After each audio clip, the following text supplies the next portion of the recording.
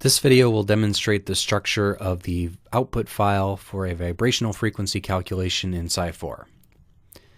Okay, I have Psi4, which is in my path. If I say which Psi4, it's in my home directory /miniconda/bin/Psi4. I have my Psi scratch variable set in my bash rc file to write to my scratch directory rather than /temp, which would be bad. And I have my input file demo4.in. So this is a water CCPVTZ Hartree-Fock vibrational frequency calculation. So this is the minimal input for this particular kind of calculation. I have the molecule declared here. I have 3 atoms, OH and H, and the Cartesian XYZ coordinates of each of those atoms. I'm setting the memory to 500 megabytes and setting my basis set to CCPVTZ. I'm then calling the Python function frequencies with the method HF to compute the vibrational frequencies of this molecule with that method and basis set. Okay, so I want to run Psi4. So I'm going to do Psi4 demo.in. Maybe I want to run with 2 threads. Maybe I want to declare my output file as well. I'll say -o demo.out. And I'll say -n2. And then if I want, I can also pipe the standard out and standard error to a log file. So I'm going to say demo4.out. So I'm going to say demo4.log and then run that in the background as well. So now I'm going to tail -f my output file, and it's already done because this is a very small and very quick calculation. Okay, and I see Psi4 exiting successfully at the end, so I know my computation completed successfully. So now if I open demo4.out, I can step through what are the stages of this computation in Psi4. So like the previous 2 videos, we have the header for Psi4, repeating the input file, and then some information now about what algorithm we're going to use for this vibrational frequency calculation. For now, Psi4 is using finite difference, which are numerical rather than analytic frequencies from a numerical Hessian. So what we're going to do is we're going to do some finite displacements of the molecule, do 6 of them based off of the coordinates of the molecule.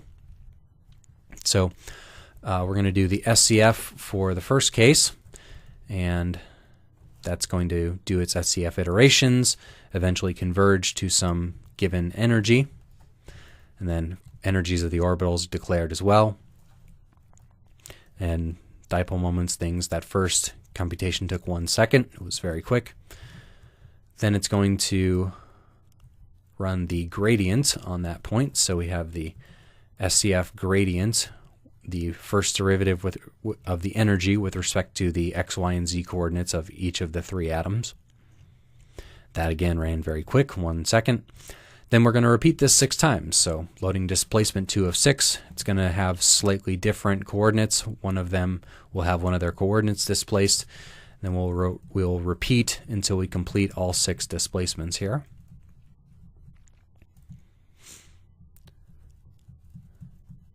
Then once we get down to the final displacement, if I can find where that is.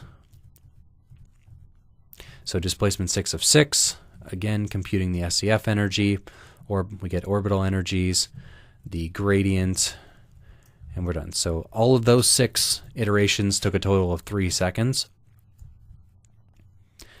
Then we're computing the Hessian matrix from those and figuring out the eigenvalues of that Hessian matrix, and we get our harmonic frequencies. So this is essentially the harmonic oscillator model for that particular Hessian matrix.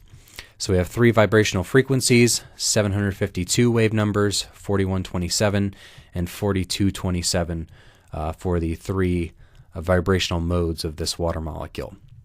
In this case, the code ran with symmetry, so it also labels what the irreducible representation of those individual modes are running within the C2V point group. Okay, then we have more information about each of those normal modes. We have what those normal modes are in terms of their atomic displacements. We could visualize those in some type of visualization program. Same thing for each of the other frequencies at 4100 and 4200, force constant as well, kind of your harmonic oscillator K value.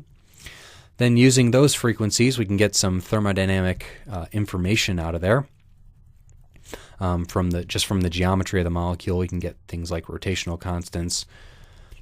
But we also might be interested in things like thermal energy, constant volume heat capacity, entropy, those sorts of things, or perhaps the contribution to 0-point vibrational energy for these. So the 0-point vibrational energy of those three modes giving us 14.4 kilocalories per mole of 0-point vibrational energy.